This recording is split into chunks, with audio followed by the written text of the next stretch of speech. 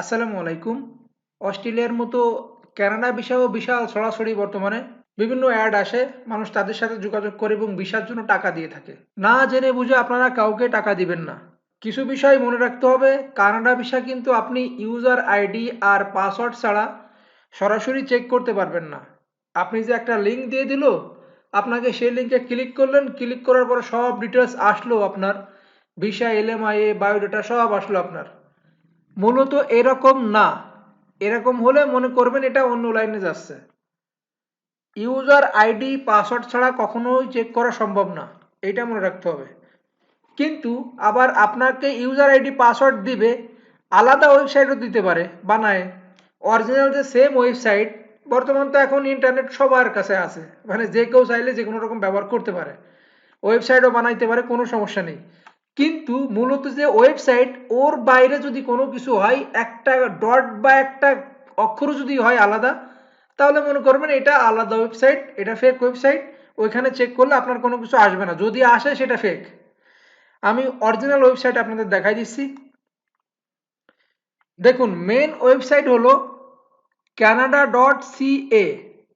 ঠিক আছে, এই canada.ca এই ওয়েবসাইটে যদি আপনারা দেখতে পারেন, যারা নিজেরা অ্যাপ্লাই করবেন তাদের তো আর কোনো বিষয় না, তারা তো নিজের সবকিছু বোঝেন, জানেন, এই জন্য তো অ্যাপ্লাই করছেন। যারা কিছু জানেন না, যার মাধ্যমে করছেন, তাদের বলবেন আমাদের ইউজার আইডি আর পাসওয়ার্ড দেন, আমরা চেক করে দেখব বিষয়টা কি।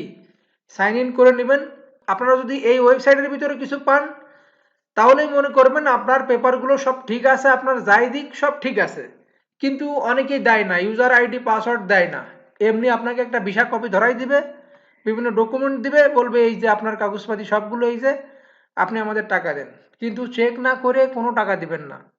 বিভিন্ন পেপার আছে, স্টেপ বাই স্টেপ আপনাদের কাছে সেই পেপারগুলো দিয়ে টাকা নেবে, বলবে এটা ওয়ার্ক পারমিট, এটা এলএমআইএ, এইগুলো দিয়ে টাকা নেয়। কিন্তু মূলত এইভাবে টাকা দিবেন না। যদি কোনো মাধ্যমে করেন, তাহলে অবশ্যই কথাবার্তা কন্ট্যাক্ট করে নেবেন যে একদম বিষয় হবে, ক্লিয়ার হবে, তারপরে টাকা দেবো। যদি ক্লিয়ার না হয়, টাকা 1 টাকাও দেবো না। যদি আপনি আপনার টাকায় করতে পারেন, যেহেতু আপনি যদি গ্যারান্টি দেন যে হ্যাঁ আমরা বিষয় অবশ্যই দিতে পারি, তাহলে আপনি গ্যারান্টি যখন দিচ্ছেন, তো আপনার সমস্যা কি? আমি তো আপনার অবৈধই যেতে পারবো না।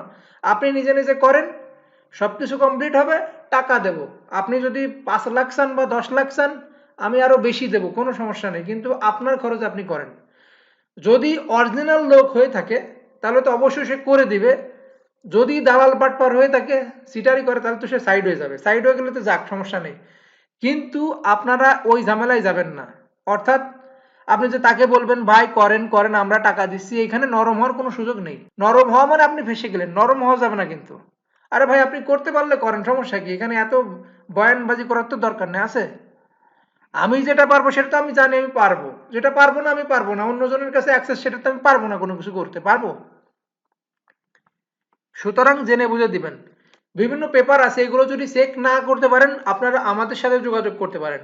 কিন্তু যদি কোনো কপি দিয়ে দেয় আপনাদের বিভিন্ন পেপার, অরিজিনাল পেপারের মতো কিন্তু কখনো এডিট করে বানানো সম্ভব নয়।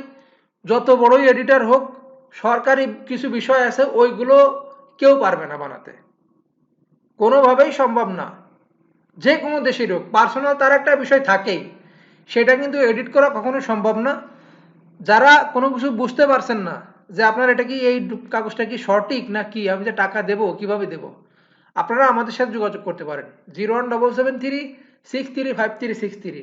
না জেনে বুঝে ভাই কাউকে টাকা দিয়েন না, টাকা দিলে ধরা খাবেন। বর্তমান প্রচুর মানুষ রাস্তায় নামার মতো অবস্থা হয়ে গেছে।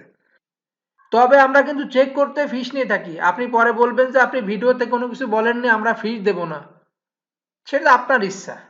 আমরা তো আর বলতেছি না যে আসেন আমাদের কাছে আসেন, মানে একটা রাস্তা আছে তাই। যদি আপনি পারছেন না, সেটা আমরা দেখিয়ে দেবো আপনাকে। আপনি এম্বাসির মাধ্যমে যোগাযোগ করতে পারেন, কোনো সমস্যা নেই, সরাসরি এম্বাসি। যদি ওটা না পারেন, আমাদের সাথে যোগাযোগ করতে পারেন। এই জন্য আমরা ফিস নেব। সবাই ভালো থাকবেন। আল্লাহ হাফেজ।